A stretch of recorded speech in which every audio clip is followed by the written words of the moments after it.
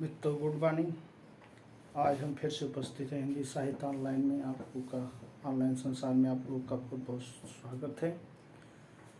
आज फिर उसी कड़ी में हम उपस्थित हैं आप लोगों के सामने हिंदी साहित्य का इतिहास का चौथा भाग लेकर कर। कल लाइट चले जाने के कारण क्लास अवरुद्ध हो गया। कल जहाँ से हमने एंड किया था, आज फिर वहीं से हम कंटिन्यू क्लास करेंगे। मित्रों, आप लोगों से जो भी हमको सुन पा रहे हैं, देख पा रहे हैं, उनसे मेरा रिक्वेस्ट है कि मेरे चैनल को ज़्यादा से ज़्यादा लाइक करें, सब्सक्राइब करें एंड शेयर करें, क्योंकि जितना आप लोग सपोर्ट करेंगे उतना अच्छा हम परफॉर्मेंस देंगे। आपसे हम कुछ नहीं मांग रहे हैं। ये बिल्कुल यूट्यूब पर बिल्कुल पूरे सिलेबस के अकॉर्डिंग, टीजीटी, पीजीटी, एलटी के अकॉर्डिंग एकदम बिल्कुल फ्री हम पूरा सिलेबस पढ़ाएंगे। लेकिन आप लोग से मेरी गुजारिश है कि ज़्यादा से ज़्यादा क्लास को शेयर करें, कमेंट करें, लाइक करें एंड सब्सक्राइब करें। अगर जितना ज़्यादा आप लोग सब्सक्राइब करेंगे, हो सकता है उतने ही जल्दी डिजिटल पोर्ट पे आप लोगों को पढ़ने का मौका मिले। तो इसलिए आपसे मेरा निवेदन है कि आप लोग जितने लोग हमको देख पा रहे हैं, सुन पा रहे हैं, उतने लोग हमको सब्सक्राइब करें, लाइक करें, कमेंट करें। बाकी आगे देखते हैं कि जहाँ से हमारा क्लास अवरुद्ध हुआ था कल लाइट चली जाने के कारण, आज हम फिर से वहीं से अपने क्लास को हम स्टार्ट करते हैं। आइए देखते हैं। अन्य प्रमुख साहित्यकार में एक साथ ही साहित्य बोलियों का भौगोलिक विस्तार व जनसंख्या पर उसका प्रभाव आदि को दर्शाया है। जनसंख्या प्रभाव पर आदि को दर्शाया है।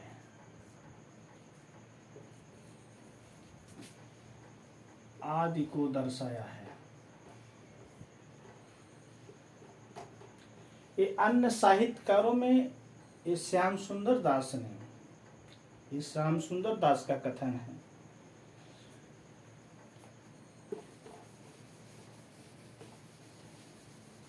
इसी में आगे देखते हैं। इसी ग्रंथ में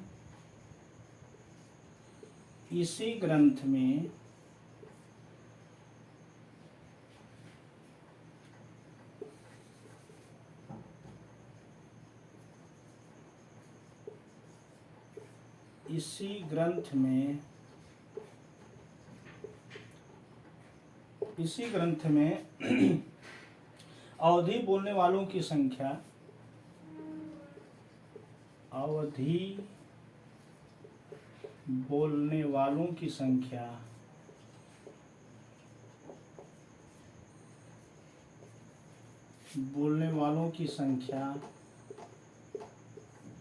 लगभग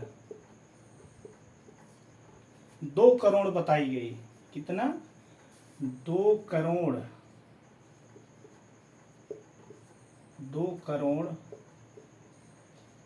बताई गई।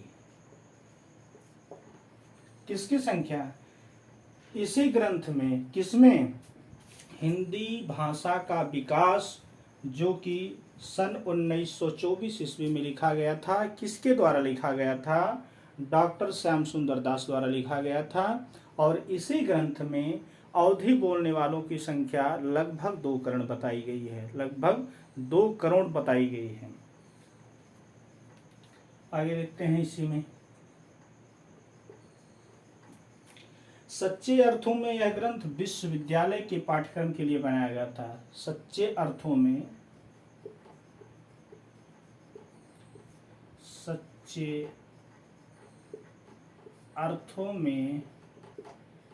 यह पाठ्यक्रम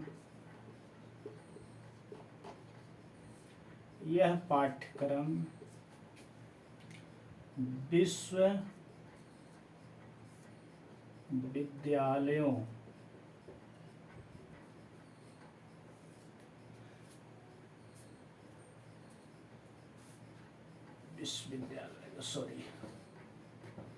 विश्वविद्यालय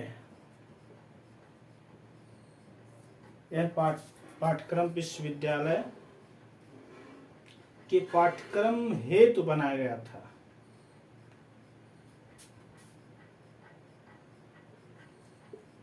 हेतु बनाया गया था।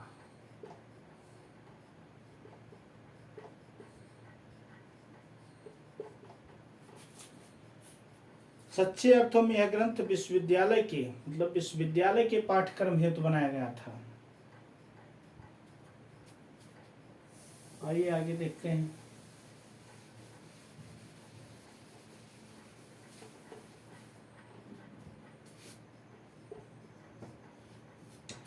दूसरा इनका ग्रंथ है, इनका दूसरा डॉक्टर श्याम सुंदर दास का दूसरा ग्रंथ कौन सा है, आइए उसके बारे में जानते हैं। इनका दूसरा ग्रंथ है, इनका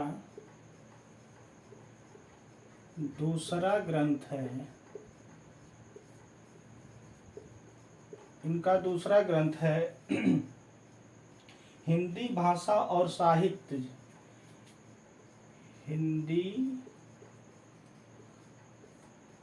भाषा व साहित्य, हिंदी भाषा व साहित्य।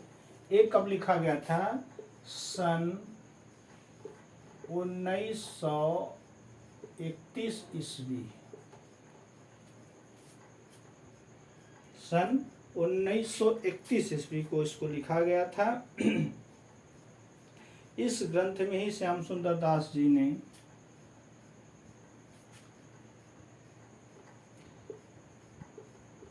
इसी ग्रंथ में ही श्याम सुंदर दास ने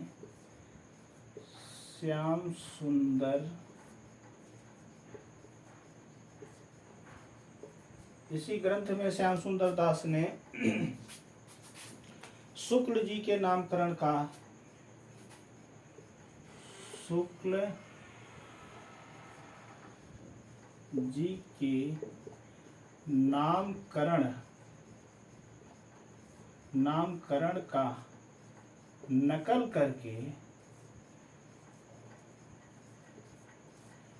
करके वीर गाथा युग मतलब प्रथम काल को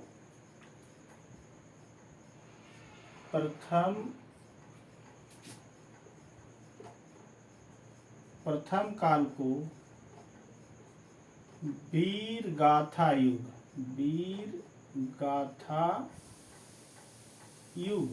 फर्क कितना था, उन्होंने आचार्य रामचंद्र शुक्ल ने वीर गाथा काल कहा और श्याम सुंदर दास ने उसको क्या कह दिया, वीर गाथा युग। और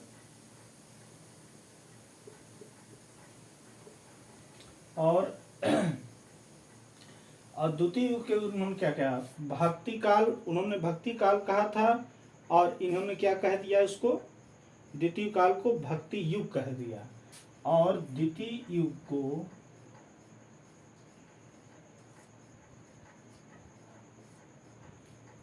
भक्ति युग क्या कहा, भक्ति युग। अगर पूछ लिया जाए आपसे कि डॉक्टर श्याम सुंदर दास ने द्वितीय युग के क्या कहा, तो आप कहेंगे भक्ति युग।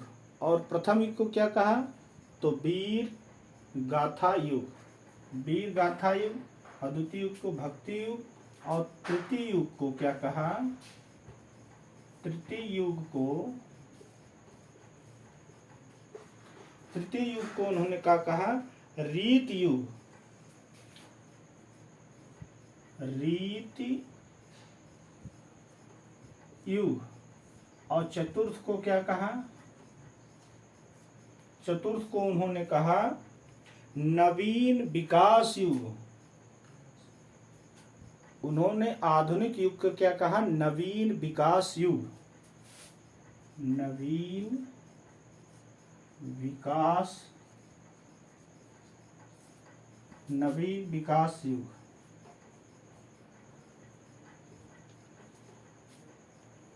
श्याम सुंदर दास ने उसको क्या कहा कि प्रथम युग को उन्होंने क्या कहा, वीर गाथा युग। और द्वितीय युग को उन्होंने क्या कह दिया, भक्ति युग। और तृतीय युग को उन्होंने क्या कहा, रीत युग। और चतुर्थ युग को उन्होंने क्या कहा, नवीन विकास युग। और ये सब नकल उन्होंने किसका, आचार्य रामचंद्र शुक्ल ने जैसे भक्ति का उसको आदिकाल को वीर गाथा युग कह दिया, और भक्ति काल को भक्ति काल कहा, और रीत काल कहा, और आधुनिक काल कहा। लेकिन उन्हीं का नामकरण का इन्होंने नकल करके सिर्फ उसको क्या कर दिया, काल को युग बना दिया। और चतुर्थ को, जिसको उन्होंने आधुनिक काल कहा, चतुर्थ युग को उन्होंने के नवीन विकास युग, आधुनिक कहो या नवीन कहो। आगे देखते हैं।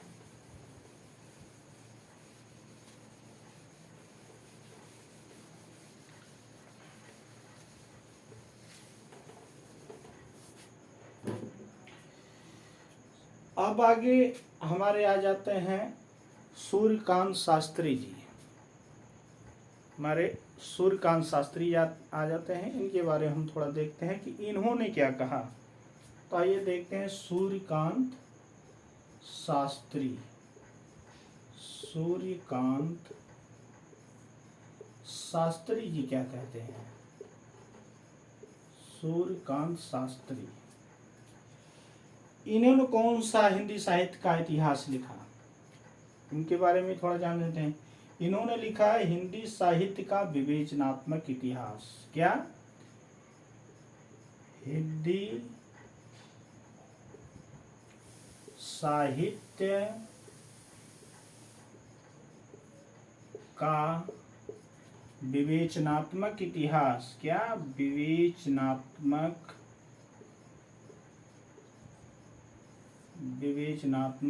इतिहास।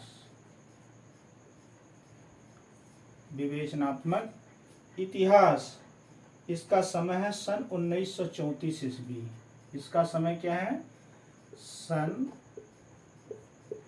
1934 ईस्वी। इस हिंदी साहित्य के विवेचनात्मक इतिहास को किसने लिखा, सूर्यकांत शास्त्री जी ने। और कब लिखा, सन 1934 ईस्वी में लिखा। आगे एक हमारे और आ जाते हैं लेखक, जिनका नाम आप लोग सुना होगा, जाना होगा, जिनके बारे में परिचित होगा, जो द्विवेदी युग के और जो हमारे हिंदी के खड़ी बोली में प्रथम उपन्यास लिखने का जिनको श्रेय प्राप्त है, आप हैं हमारे श्री अयोध्या सिंह उपाध्याय, जो आजमगढ़ के निजामाबाद के रहने वाले थे। उन्होंने प्रवास लिख करके अपने इस लेखक जीवन में बहुत बड़ी ख्याति प्राप्त की है। आइए हम उनके बारे में जानते हैं कि उन्होंने कौन सा हिंदी साहित्य का इतिहास लिखा।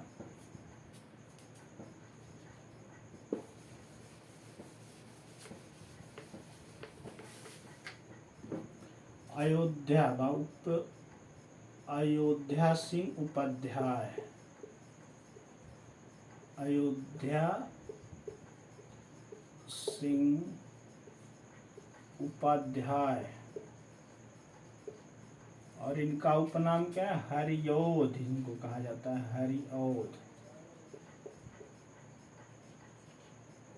उपाध्याय सिंह हरिऔध। इन्होंने कौन सा लिखा है, हिंदी भाषा और उसके साहित्य का इतिहास। क्या, हिंदी भाषा और उनके साहित्य का इतिहास। और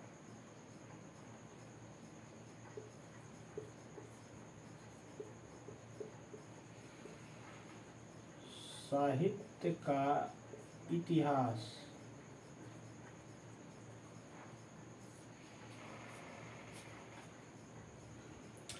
हिंदी भाषा और उनके साहित्य का, उसके साहित्य का इतिहास। ये कब लिखे, इनका भी समय सन 1934 ईस्वी। कब लिखा था इन्होंने, सन 1934 ईस्वी में इन्होंने लिखा था। क्या लिखा था, हिंदी भाषा और उसके साहित्य का इतिहास। इसके कौन लिखने वाले थे? अयोध्या सिंह उपाध्याय हरिऔध।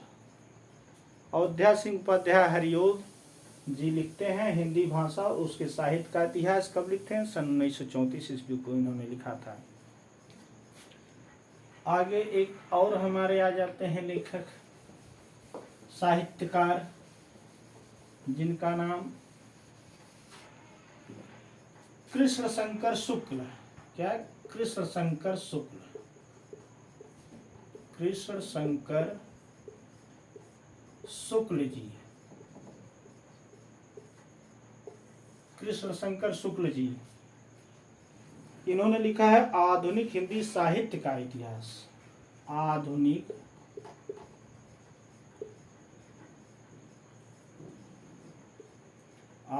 हिंदी साहित्य का इतिहास। इन्होंने क्या लिखा? आधुनिक हिंदी साहित्य का इतिहास। ये भी लिखे हैं सन 1934 ईस्वी में। इसका भी समय कौन सा है? 1934 ईस्वी। आधुनिक हिंदी साहित्य का इतिहास लिखने वाले कौन हैं?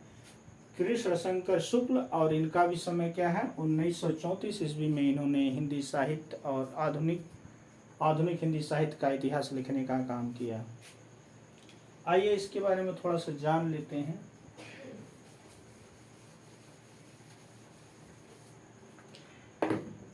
यह आधुनिक हिंदी साहित्य पर लिखा जाने वाला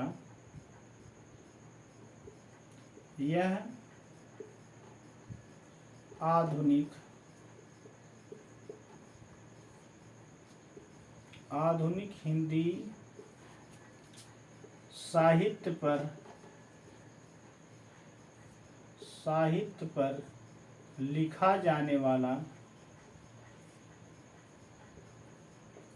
लिखा जाने वाला प्रथम इतिहास ग्रंथ है। प्रथम इतिहास ग्रंथ है। यह आधुनिक हिंदी साहित्य पर लिखा जाने वाला प्रथम ग्रंथ है या इतिहास है। इन्होंने आधुनिक काल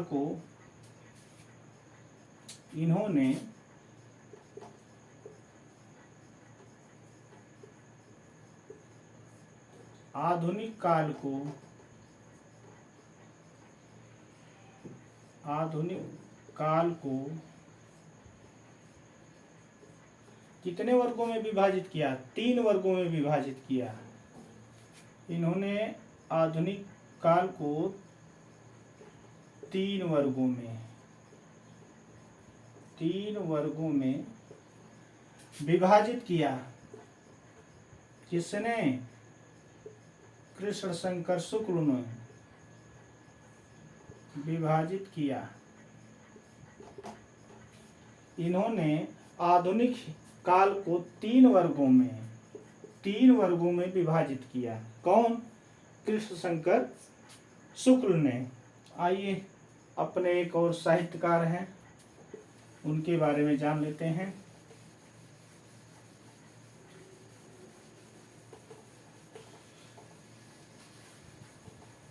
आज हिंदी साहित्य का इतिहास में लेखन परंपरा को आज समाप्त ही कर दिया जाए तो अच्छी बात है। चलिए देखते हैं, डॉक्टर राम कुमार वर्मा जी के बारे में जानते हैं। Doctor Ram Kumar Verma. Doctor Ram Kumar Verma. Doctor Ram Kumar Verma ने हिंदी साहित्य का आलोचनात्मक इतिहास, क्या? हिंदी साहित्य का आलोचनात्मक इतिहास लिखा सन 1938 ईस्वी में। ये कई बार पूछा जाता है परीक्षा में, बहुत इम्पोर्टेंट है। हिंदी साहित्य का आलोचनात्मक इतिहास किसका है? हिंदी साहित्य का आलोचनात्मक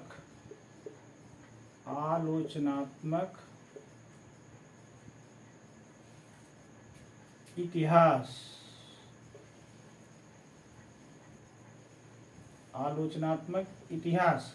किसका है? डॉक्टर राम कुमार वर्मा का, और इसका समय है सन 1938 ईस्वी। कितना? सन 1938 ईस्वी। यह ग्रंथ अपूर्ण है। क्या है? यह ग्रंथ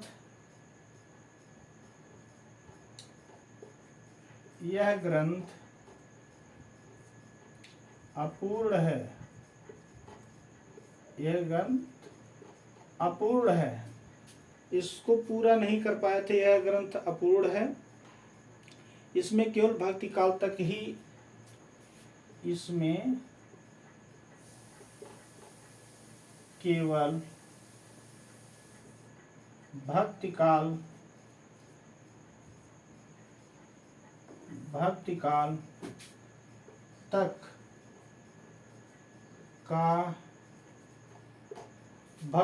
तक का ही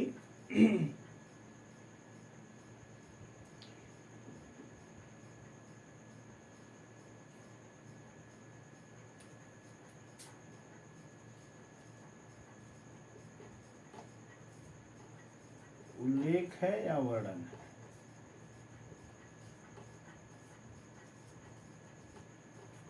चलिए और थोड़ा सा जान लेते हैं इसके बारे में।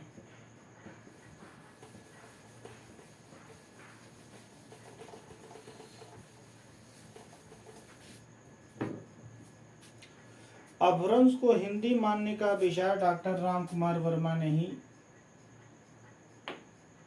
अपभ्रंश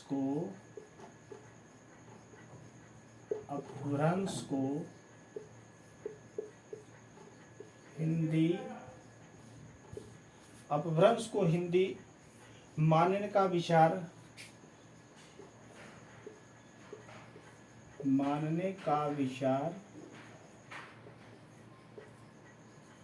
डॉक्टर राम कुमार वर्मा, कौन? डॉक्टर राम कुमार वर्मा ने ही दिया।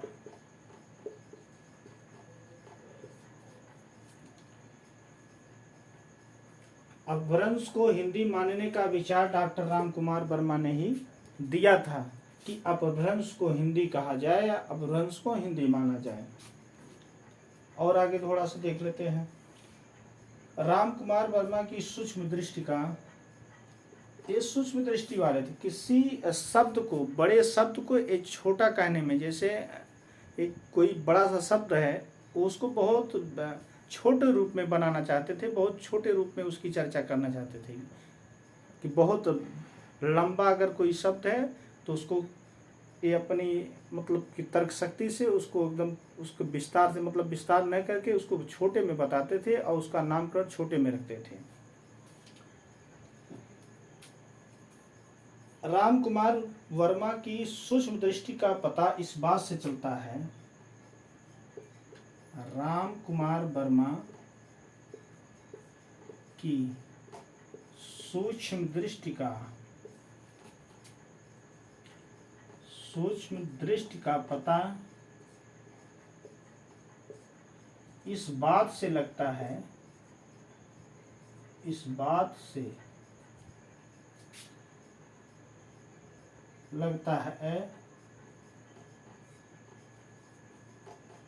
से लगता है कि इन्होंने शुक्ल के द्वारा किए गए बड़े बड़े नामों को छोटा कर दिया। इन्होंने क्या किया कि आचार्य शुक्ल ने जो नामकरण किया था, बड़े बड़े नामकरण के, इन्होंने 60 में उसको छोटा करने का काम किया। शुक्ल के द्वारा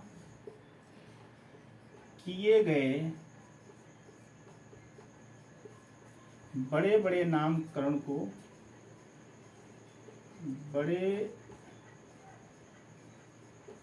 बड़े नामकरण को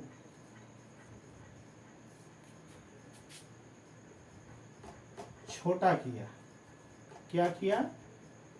छोटा किया। किसने? डॉक्टर राम कुमार वर्मा ने। राम कुमार की सूक्ष्म की दृष्टि का पता इस बात से लगता है कि इन्होंने आचार्य रामचंद्र शुक्ल जो नामकरण किए थे, जो नाम बड़े बड़े दिए थे, उसी नाम को इन्होंने छोटा करके दुनिया के सामने प्रस्तुत किया हिंदी साहित्य के इतिहास में। तो इनकी सूक्ष्म दृष्टि का पता इसी से लगता है कि बहुत सूक्ष्म दृष्टि रखने, बहुत मतलब सोच के बहुत सूक्ष्म दृष्टि पर, कि किसी चीज को बहुत शार्ट में इसको कहते थे। आइए देखते हैं आचार्य रामचंद्र शुक्ल के द्वारा कौन कौन से नाम को इन्होंने छोटा किया था, उसके बारे में जान लेते हैं। जैसे ज्ञानाश्रयी शाखा को, ज्ञानाश्रयी शाखा को,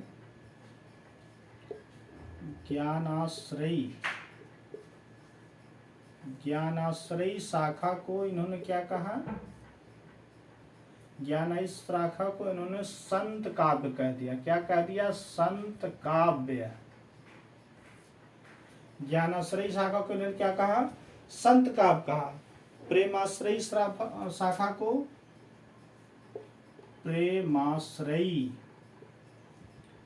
प्रेमाश्रयी शाखा को क्या कहा? प्रेम काव्य या प्रेम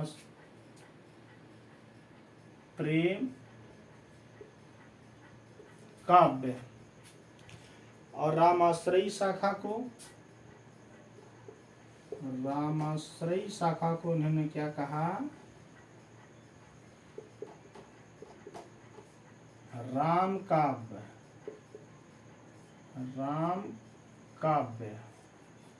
और कृष्णाश्रयी शाखा को कृष्ण काव्य। कृष्णाश्रयी शाखा को क्या कहा? कृष्ण काव्य। किसने कहा? डॉक्टर राम कुमार वर्मा ने। आचार्य रामचंद्र शुक्ल के द्वारा किए गए बड़े नामकरण को इन्होंने छोटा करने का काम किया। जैसे ज्ञानाश्रयी शाखा को इन्होंने क्या कह दिया? संत काव्य। प्रेमाश्रयी शाखा को क्या कह दिया? प्रेम काव्य। और रामाश्रयी शाखा को क्या कह दिया? राम काव्य। और कृष्णाश्रयी शाखा को कृष्ण काव्य।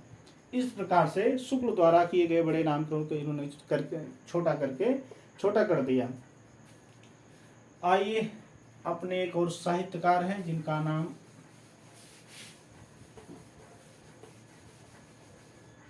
नाम है विश्वनाथ प्रसाद मिश्र के बारे में जान लेते हैं कि विश्वनाथ प्रसाद मिश्र ने कौन सा हिंदी साहित्य लिखा।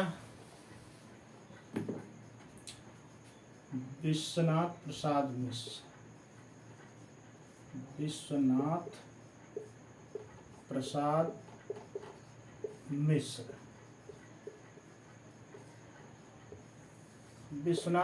मिश्र ये 2 ग्रंथ लिखे। पहला ग्रंथ है वांग्मय विमर्श, जो 1944 ईस्वी में इन्होंने लिखा। क्या? वांग्मय विमर्श। इन्होंने वांग्मय विमर्श को कब लिखा? वांग्मय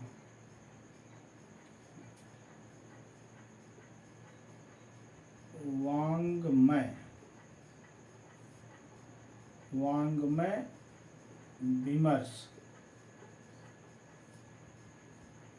सन 1924 ईस्वी। वांग्मय विमर्श को इन्होंने कब लिखा? 1944 ईस्वी।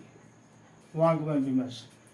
और हिंदी साहित्य का अतीत, दूसरा कौन है? हिंदी साहित्य का अतीत। हिंदी साहित्य का अतीत इन्होंने कब लिखा? 1960 ईस्वी में। 1960 ईस्वी में इनका ये पहला ग्रंथ है और ये दूसरा ग्रंथ है। किसका? विश्वनाथ प्रसाद मिश्र का। वांग्मय विमर्श 1944 में लिखे हैं और हिंदी साहित्य का अतीत 1960 ईस्वी में लिखे हैं। आइए देखते हैं दूसरे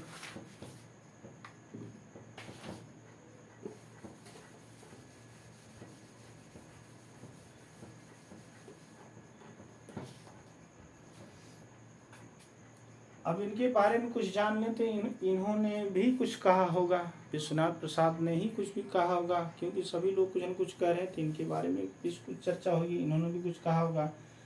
विश्वनाथ प्रसाद मिश्र ने रीत काल में रीत सिद्ध, विश्वनाथ प्रसाद मिश्र ने विश्वनाथ प्रसाद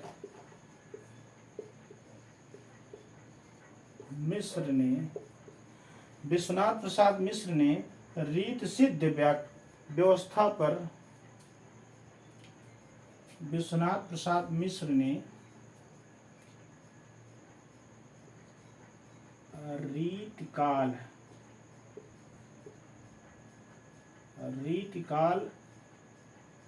व्यवस्था, क्या रीत सिद्ध व्यवस्था,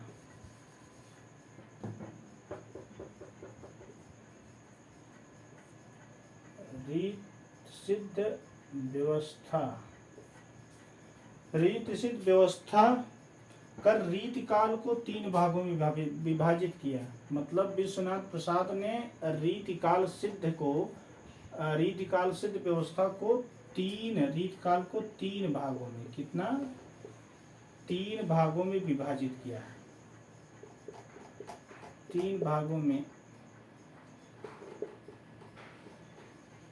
विभाजित किया।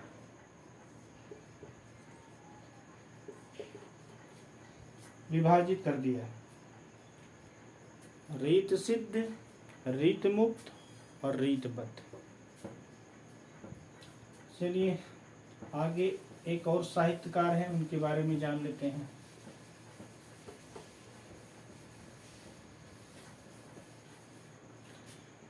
लक्ष्मी सागर वारसड़े को भी आप लोग जानते होंगे कि लक्ष्मी सागर वारसड़े कौन है। लक्ष्मी सागर वारसड़े ने किस साहित्य की रचना की, कब की, आइए उनके बारे में देखते हैं। लक्ष्मी सागर वारसड़े, लक्ष्मी सागर वारसड़े,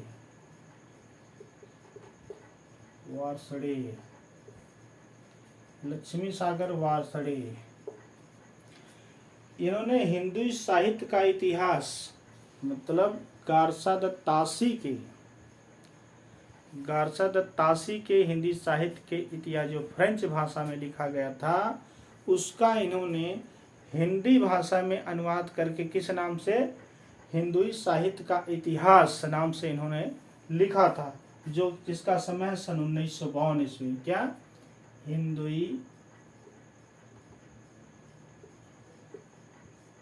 साहित्य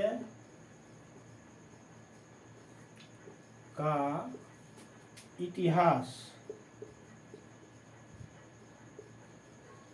हिंदू साहित्य का इतिहास सन 1952 ईस्वी, सन 1952 ईस्वी में कौन लिखने वाले हैं, लक्ष्मी सागर वारसड़े। और दूसरा इनका साहित्य है आधुनिक हिंदी साहित्य की भूमिका, आधुनिक हिंदी साहित्य की भूमिका,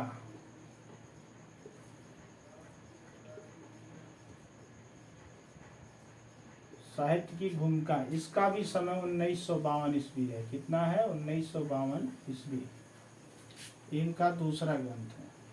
तीसरा ग्रंथ इनका है 20वीं शताब्दी हिंदी साहित्य को के संदर्भ, 20वीं शताब्दी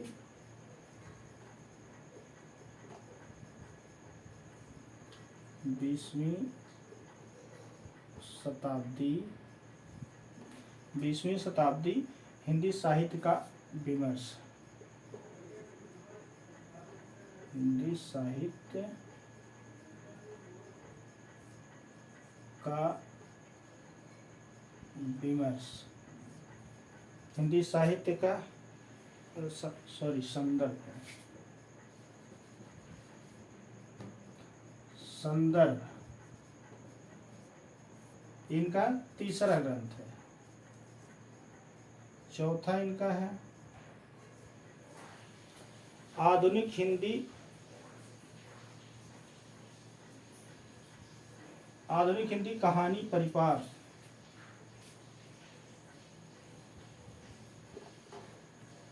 आधुनिक हिंदी कहानी परिपार्श।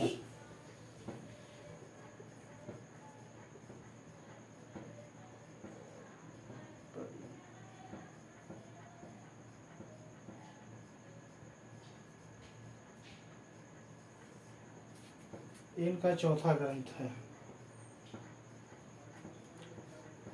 पांचवा है हिंदी साहित्य का मानक इतिहास।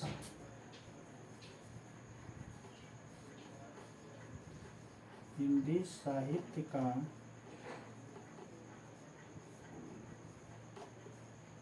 मानक इतिहास। इनके 5 ग्रंथ हो गए। किनके? लक्ष्मी सागर वार्ष्णेय के। आइए, जो शुक्ल आचार्य रामचंद्र शुक्ल के विरोधी एकदम कट्टर चलने वाले हैं, आचार्य हजारी प्रसाद द्विवेदी के बारे में हम लोग चर्चा करते हैं, जो कि हमेशा कटाक्ष अपोजिट रहते थे। किसके? आचार्य रामचंद्र शुक्ल के एकदम बिल्कुल अपोजिट रहने वाले, उनकी बातों का खंडन करने वाले।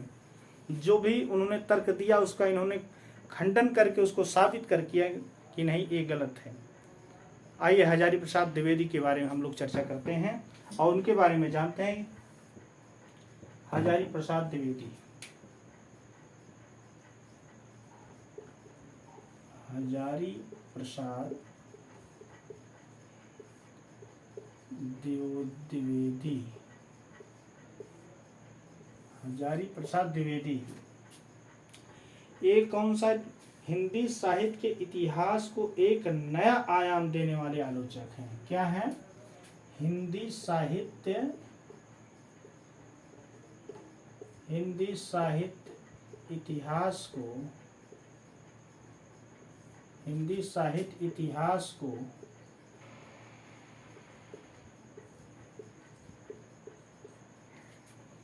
एक नया आयाम देने वाले, कैसे हैं? नया आयाम देने वाले आलोचक हैं। कौन? हजारी प्रसाद द्विवेदी वाले आलोचक हैं। क्या है? हिंदी साहित्य इतिहास को एक नया आयाम देने वाले आलोचक हैं, क्योंकि इन